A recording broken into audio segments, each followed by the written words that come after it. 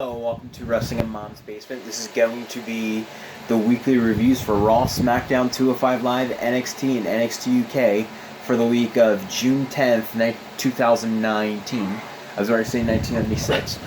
I, of course, Patrick Young. This gentleman to my right is my co-host, Joe Venuto. One night roll kicked off with Seth talking about life. Yeah. It's the, almost... Well, no, it's not almost. It's cliche. It's the cliche opening to Raw that sets up something later in the night. Thanks for going in depth for them. Yes. Didn't need anything from Walmart. Why? I just see a text phone. That Louis. What package is shopping list together? Man. It wasn't a bad segment. Sammy and Kevin were the highlights of it. Specifically, Kevin saying he doesn't know what the wild card. He didn't know what the wild card meant, specifically. Yeah. That was the highlight of it. Other than that... To be fair, yeah. No one really knows what that means. Other than those two, it's just the same old thing that they do every week. Next, Lars Sullivan squashed the Lucha House Party. Don't know why this wasn't done on a, Super Showdown, but okay. The only thing I can figure out is they want more viewers to see Lars be destructive. And more people will watch Raw than Super Showdown. Yeah, I know the numbers will be close because of Raw's ratings, But, yeah, the numbers weren't going to be close. Who the hell was watching Super Showdown besides us? So, but that's the only reason why I can think of. They would want him to be more destructive in front of a bigger audience. Don't book the match on pay-per-view, though. Yeah. And then the 24/7 R-Truth run from the Gallagher's backstage, they ended up trapped in an elevator. Up next, Cole interviewed Becky and Lacey. Yeah, it was like the thing they did on SmackDown, I want to say last year. For Evolution. I want to say for Evolution. With Charlotte and Becky. Yeah. That came off real well, and I thought this one came off maybe not as well, but it was still pretty good. Next, Nikki Cross and... Oh, sorry. Yeah, I have a lot of interest this week. Nikki Cross... Yeah. I'm just asking kayfabe, this has no hate on the drunk. Kayfabe-wise, why is Lacey getting Charlotte Becky? Because we're not supposed to have rematches. Okay, that's good. I want that excuse not work, because to be fair, that sounds like that was for the champion. They did say the champion don't get all that rematch. Yeah. Why is Lacey getting a rematch in terms of storyline? She hasn't won a match since... Well, we'll get to that in a little bit. Because she curries favor. Literally. Curry, as in the Indian spice dish. She sleeps with the Indian, Dave Kapoor, hence the head writer of Raw. My fault. He just doesn't want to believe he wants to believe all the blondes are sinks. No, but I don't. But really, who the hell would sleep with Dave Kapoor just to get a better spot in the show? Better yet, who would cheat on their husband with Dave Kapoor? Yeah. So, who they have a kid with? Yeah, I know. Don't ask me. Ask the blonde with the fake accent. Up next, Nikki Cross and Bliss meet backstage. Bliss trying to play up that Billy is actually evil and not who she seems. Bliss says maybe that's why she's friends with Nikki now, and Nikki will be in her corner tonight. Up next was Miz TV with Samoa Joe and a whole bunch of other United States title contenders. Yeah. Again, this is pretty much a cliche promo where what are you going to do when you have to figure out a contender? Throw everybody out there and we'll figure it out later. I do appreciate them trying to actually build up some U.S. title contenders, doing the same promo that was the revolving door promo. Yeah. With no real story, don't work. Up next was my match at Night Roll. Ricochet, Miz, and Braun beat Lashley, Joe, and Cesaro. Yeah, I did think it was a good match. Lots of high energy, which we didn't really get on Raw. Right. Yeah, it was good and a fun time match. And the ending, Cesaro did look like he did get her Bailey, but luckily he did, so. Yeah. Same amount with quarterback stage for Sullivan. Bliss and Evans beat Becky and Bailey up next. The match wasn't really all that good. We'll look at one team and then look at the other. Yeah. Particularly Lacey just, again, seemed off. Like, apparently she's been hitting the sauce. She's been in the sauce. Nobody wants to see Alexa wrestle. That's the least you want to see her do. You want to see her talk. Or show herself. Anyway. She was the MVP of her team. Not only was the match bad, the ending was literally Lacey pinning the SmackDown Women's Champion. So. Which now means that she'll get a title shot at Extreme Rules to Bayley.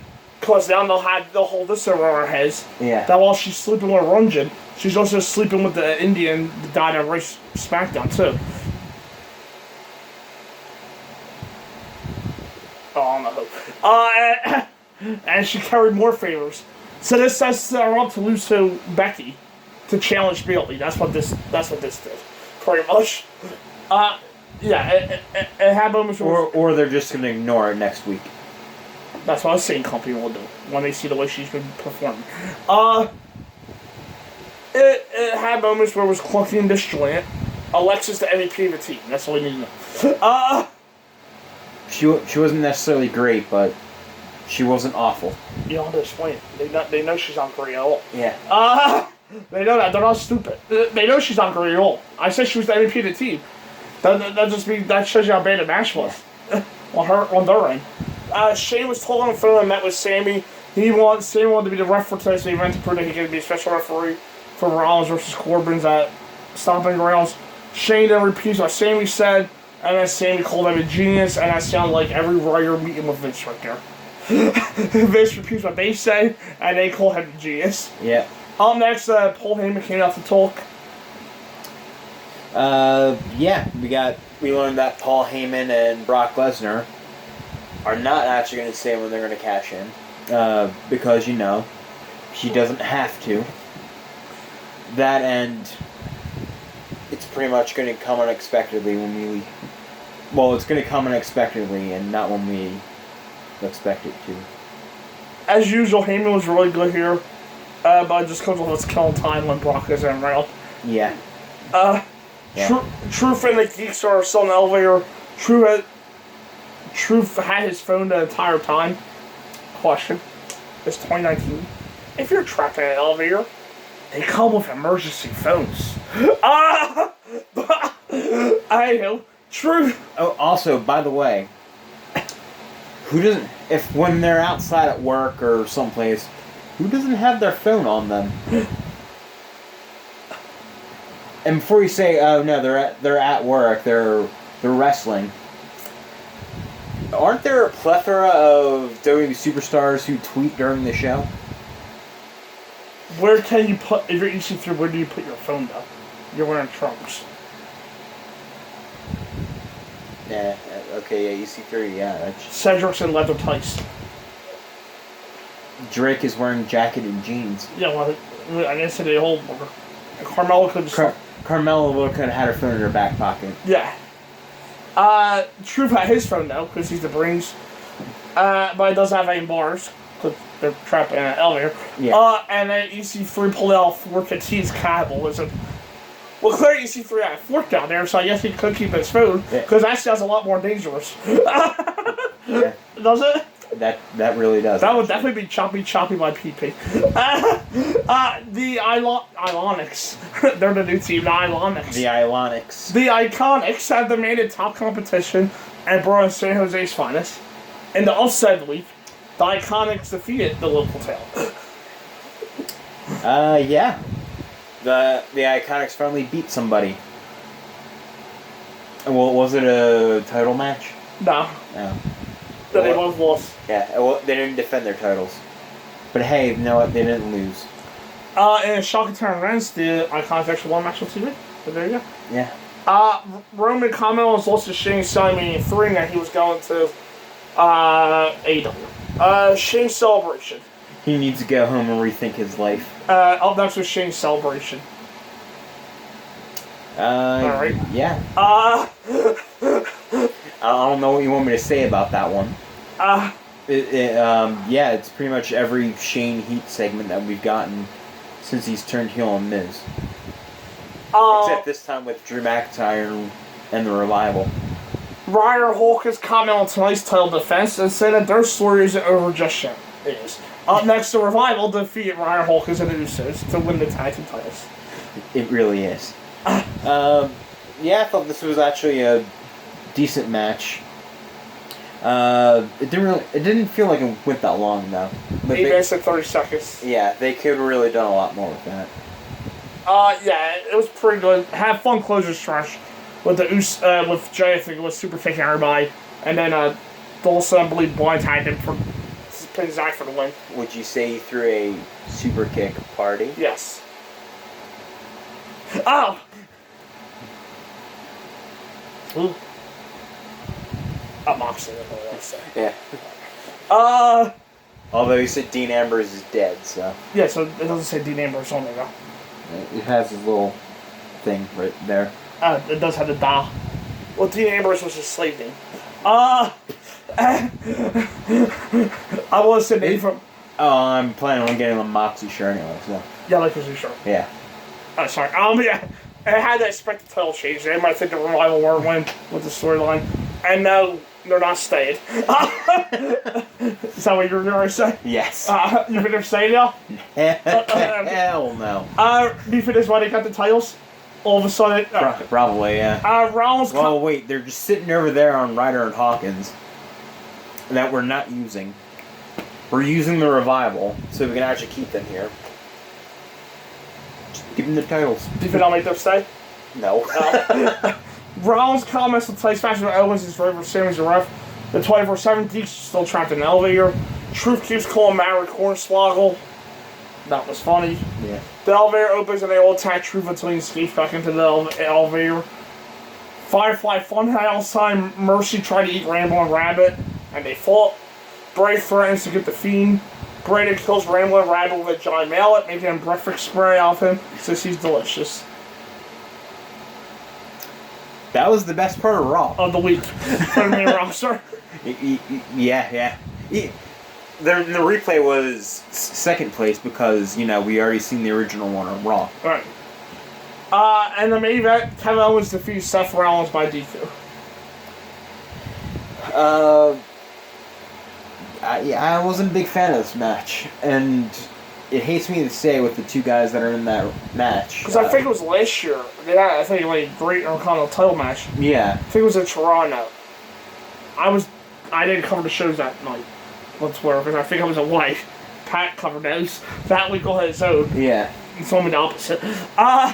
Usually is, yeah. Yeah, I believe it was in Toronto though, because I'm not saying that was like Trish Return, I believe it was. And and all that stuff. Yeah.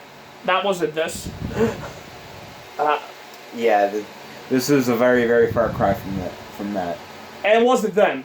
It was just, for me, it was literally a bunch of overbooked bullshit that ruined what could have been one of the few good things on the show. Yeah. It could have been 3 good things on the show. Minus 2. No, there are 3 good things. I'll give our true things to. Post-match, Rollins looks to beat down Sammy, but Corbin Ride beat down Rollins. Until Rollins fights him with the chair, he hits Sammy with the chair, and then he hits the blackout. He hit the blackout to stay tall. Yeah. That was Raw.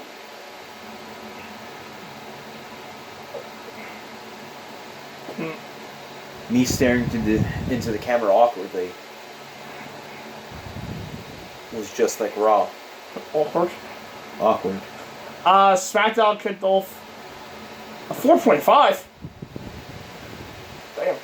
Overrated shows. Yeah. They were both 3s at best. SmackDown kicked off with... And it goes without saying we get a review. He's from Mike Sockham for me. We give our opinions. Much more for WWE. With those high ratings at 5 and 4.5. Yeah. Damn.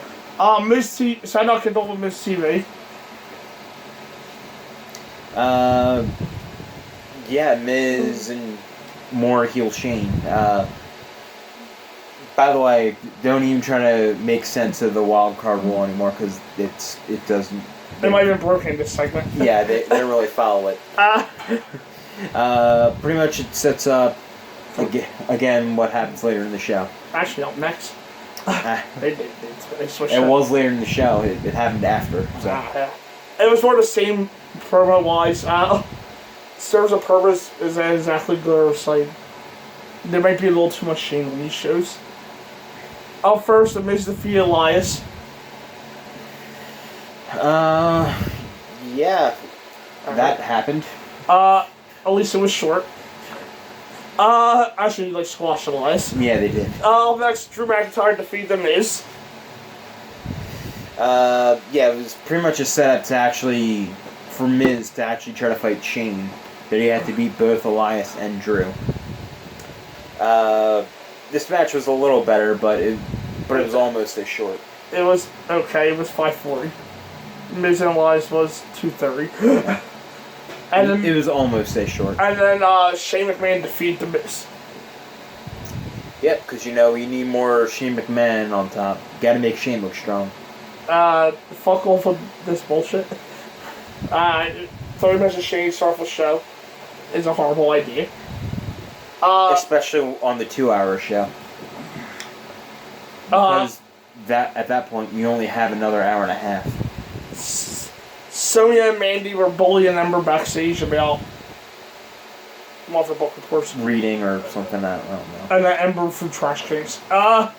Daniel Bryan says we're in for a true time as the Players Tag Team Champions are defending against the Yolo County Tag Team Champions. Heavy Machinery arrived and said that the champions are ducking them. They said they were the champions and they got the shot. Bryan says they haven't earned a shot. That led to Heavy Machinery defeating the Yolo County Tag Team Champions. And what might have been the match of the night? It might have been. Because it was pretty much just a squash to make Heavy Machinery look good. And it included Daniel Bryan's heel character, so... It may have actually been a win for the whole thing. This happened, they literally just did this to continue to tease for a title match. Yeah. For Machinery. Truth talked with Carmelo about his 24/7 title run, which has ruined his life, but he can't let it go. He hides, but ends up locked in a box. Jinder finds him and tries to free him. Up next, Sonya Deville defeated Carmella. Yeah, Sonya gets a win. To the shock of everybody. Yes, this isn't fully racist. A non-blonde one. I don't think you can consider hair color a difference in race. My fault. In this case, you can. When was the last time a non-blonde one that wasn't Becky or Billy? Alright guys, so anyway, this wasn't any good. Carmella when she was brown haired. Alright guys.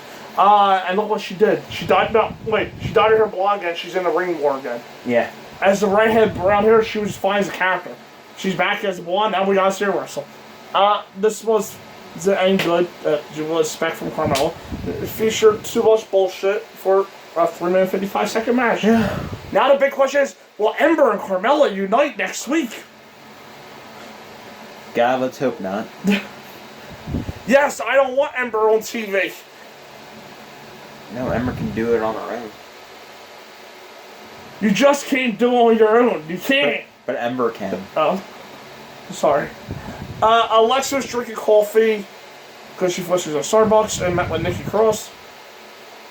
Bliss said that there has been a negative reaction to Nikki on social media following something Raw, including from Bayley. Bliss got Nikki a match with Bayley tonight so she could get payback. That was a rather boring and useless out on TV. Dude, they came out to celebrate. What were they celebrating? Bailey came back. That's what they did already. Anyway. He was... Oh yeah, when he's taking out, when Dolph returned. He wasn't cleared for action. Contact. Right, and then somebody took him out when Dolph returned. And he said he was out list. That's my list right. Yeah. The New Day rides again. And it's pretty much used to set up the main event tonight. I think I see the segment between the 6 of them every week now. Just about, yeah. Bailey walks. Good for that. Bailey walks. That is it. Look at the Kanye West song, Bailey walks. And she was asking about Bliss's comments from earlier. Bailey would defeat Nikki and move on to be Bliss at Stomping Grounds. Aleister Black cut a promo noting that no one's answered his challenge. He has them open the door so we know he can leave the room at any time. And he yells about someone coming to pick a fight with him. He wants them to come to him. He isn't good at them. He's different. Okay. Up next, Bayley defeat Nikki Cross. Yeah, not a terribly exciting match. Really wanted it to be better. On the plus side, Alexa looked good. On the plus side was two brunettes wrestling. And for him, that's what his plus were. It was okay. Billy and some of them following on the loss on Monday. I want you to know something. I don't see hair color. Then you don't see their experience. Yes. You know what? I got that from Cody and Brandy, okay? I know. Alright. Do you know what it's like to be a non-blonde woman in the WWE main roster? Not fun. I know. I used to dye my hair blonde. I used to get all these looks. Now that I'm back to my regular hair color, nothing. Gender searches. Well, it looked like you were going through a midlife crisis for a while, actually. It did. But still, it doesn't matter. I got looks. Whether they were wacky or not, I got attention as a blonde. Now I'm back to normal, nothing. Yes.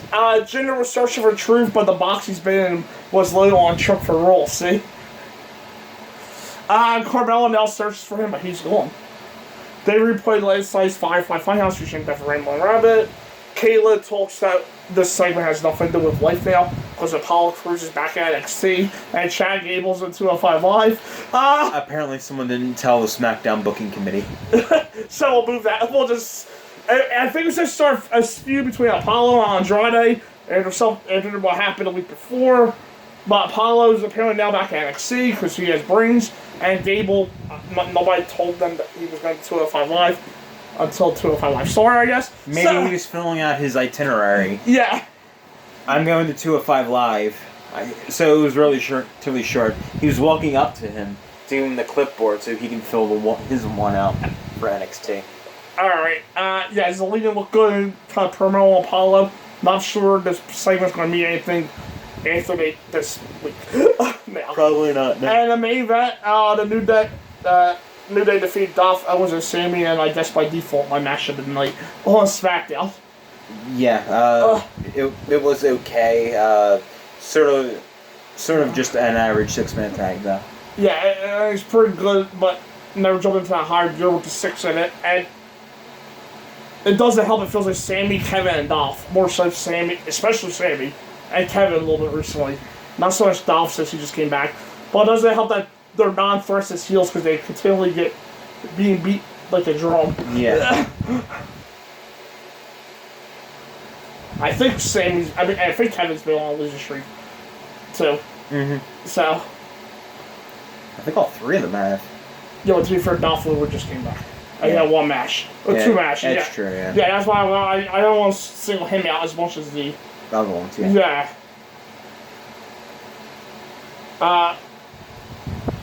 205 Live kicked off with Chad Gable.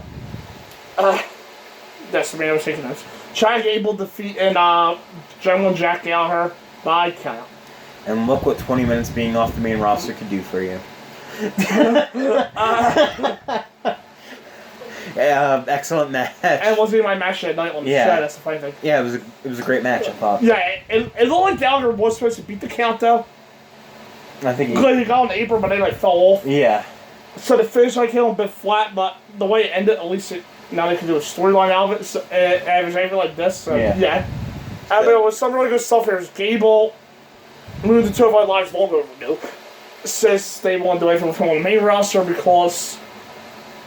Funny how they wanted to move him to 205 Live, and they put him in a segment on SmackDown. Clearly Triple H did not tell this. Clearly. Are you okay with that? Yeah. Yeah, he's a needed fresh name that should need it. There's just a ton of fresh matches, so... And he looked extra movie to prove his worth here. And I think it's also cool because I think he has a chance to be like Buddy Murphy. Oh, yeah. A forgotten talent that can rise to the top of character brand. Yeah.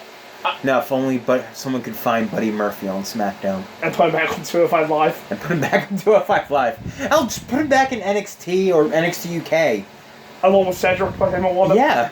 Cedric's like... Instead of Cedric just standing in the corner in the elevator room, Raw. And literally tweeting every Tuesday, he misses 205 Live. I still wrestle. I'm the main event champion. He's the defendant me. Yeah. Would you put Ali back there too? They seem to be using Ali a lot. Would you buy him back there? And they use him in a decent way too. Alright, well, just put Ali, Ray, Andrade, and Ricochet, Finn, and AJ there. There you go. Wait, I don't think AJ's too... who the hell cares anymore? I'm not sure if Gable, Murphy, or Tony for Pac were ever 205. That's true. Gable's more jacked than the rest of it. That's not Tony. Apparently the name of your child has a special meaning. Stupid messenger app. You use it one time and then, like, you know those random quiz games? Yeah. Bye. You got great production today. Speaking of Paris, Mike and Maria complained about being left out by someone contenders match, even though he did win by Spanish. So he's a point. Also, because he didn't get Chad Gable time, Mara calls him a wine bish. I think that's what he said. As Marie tells him to start the win show. Noam Dar Thomas on Drew Gulak attacked him last week, noting that it will happen in NXT UK when he was to face Gulak, so apparently Gulak's going there. Next, the Sings defeat Dos Locales. The Sings just beat up jobbers. It was their sub next week's Sings versus Lucha House Party match. Unfortunately, it was a little too low for a Sing squash. Yeah. Tony's comment on tonight's contender match, and you still wanted to test something against Cesaro. He'll go to take challenge to prove himself. He's sick and tired waiting to face title. And in the main event, Cesaro and Gulak won a fatal 4-way match to determine no one contender to the cruiserweight title in my match of the week. Yeah, I thought it was the best match in the entire week too.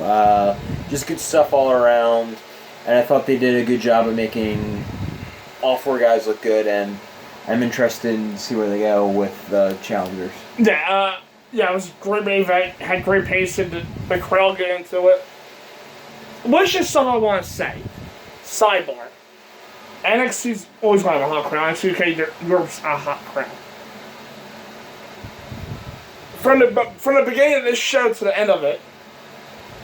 Are you including SmackDown in that? Yes. You didn't make that clear, so I just wanted to clarify. Sacramento was effing hot for this show. I think it was Sacramento. Yeah. Yeah, it was effing hot for this show. And do you know how much harder it is for them to actually get the chase? Yeah. Because they're on after SmackDown, where all the star power is. Yeah. Yeah. Or Roman Reigns hasn't showed up for 2 weeks. No, he did show up last week. Drew's here, remember? Oh, right, yeah. He didn't even make it out down to the ring. Yeah, that's not partial. On his own, under his own power. Right, yeah, not partial. Yeah, everyone worked hard in the match, and again, time to shine. And likely, it might set up Gulak versus Cesaro this next week. It might set that up. Probably. Or we're ending up with a triple threat at Stomping Grounds. Yes. Stomp, stomp, stomp. I also did a good job continuing Oni versus Davari. So, NXT UK kicked off with Ginny and Jazzy Gobert defeating Zaya Brookside Island Dawn. It was pretty much a strong first match for Jazzy to be a dominant badass. Yeah, it was an okay match, but it went a long way to establish Jazzy and her relationship with Ginny, because Ginny took the win from her. Yeah. And this is going where I think it's going. I can see Ginny being the one taking the title eventually, off of Tony. Yeah, and then Jazzy turns on her. Oh yeah, eventually to be the big face. Yeah. Yeah. We did a Ligero video package. The hardest working man in the business. Kenny Williams comment on Noam Dar's first actions. He filled in for Amir Jordan and a few weeks ago, like I said. Yeah. That's his partner. And that's he faces Kashi Zono next week. Kenny Williams, I think, not Noam Dar. Ilya Dragunov. That's close enough. Ilya Dragunov defeated Joseph Connors. Yeah, it was a good short little match for Dragunov. Yeah, it was a solid match. There's something about him that you can't take your eyes off of. Yeah, Ilya. Yeah, Ilya. Yeah, not Connors. I know you can take your eyes off of Joseph Connors. It just continues to roll wall. Yeah. Tony Storm Thomas and Kaylee Ray won a title shot. She loves the pressure and getting wild. Well, you were always my number one. Until somebody else shows up. Tessa's been looking great lately. Yeah. There you go. She's more than willing to give KLR some time. She didn't say KLR. She said Kaylee Ray, but I know his word running short one time. So, KLR it is. Yes. We did a video package on the one contender Charles Banks. The hunt was coming for Dallas next week. And the main event, and Imperium defeated British style in my match tonight. Yeah, this was definitely the best match on NXT UK. I kind of want to see this being a main event of a takeover eventually. Yeah. Maybe not this one coming up, but we're halfway there because it was probably a few points off of excellent. Yeah. Going on that. But we're good. I just wanted to have a little bit more time, a little bit more oomph behind it. Yeah. But otherwise, phenomenal stuff. Yeah, Imperium bolsters too. They're ranked by 1. Yeah. Which I forgot to mention to you. Yeah, I forgot to mention. And take out British style in their first official match. And the biggest loser of all this is Eric Young. Yeah, Alexander Wolf is the 4th Imperium. It was very good, tremendously fun time match. That worked very well for first match together. And also continues phase. Now the question is, can British strong style fight? No, mind, it's probably Charles Banks. I was gonna say I wondered if 4th British strong style was gonna be Ella. Charles Banks double contender. Ella. The Kiwi British strong style Sauls. And I do wonder the way they built up Charles Banks in the documentary. I do wonder, are they doing too much build for Takeover, the way they were talking? That he missed his first Takeover. Yeah. It might be. Yeah. Because Pete Douglas fight Alexander Wolf if they had to. Yeah, they might be doing British strong style. Versus the other versus the other members of Imperium. Yeah. And Tony versus somebody. That's the 3 big ones. Kaylee Ray. Yeah, and whoever the Grizzly Young Vets get, and then another match. Yeah. NXT kicked off with Kansas Lorraine and Yosha Ryan Wrestling School against Marina Shafir and Justin Duke to no contest. One team was good. We don't have to mention any names. The other team wasn't. Marina and the other one. Yeah, the match was solid from what was supposed to do though. Duke and Shafir still need work in getting her half. But they did fine here. Kansas and EO were awesome here, and the post-match angle brawl was really good. Melty Dream cuts a promo about his greatness. We get a Damian Priest video package. He debuts next week. Up next, submission match. Kushida defeated Drew Gulak. A good solid match.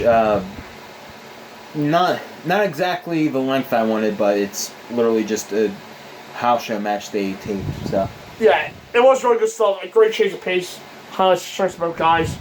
They shook hands post-match, which I thought was interesting. So, Gulak's at the heel. Vanessa Bourne and Leah are interviewing are assaulted at media fish. It's NXT. You after the match you can shake the other one's hand. They deserve a title shot. They brought her fashion, English, and grammar books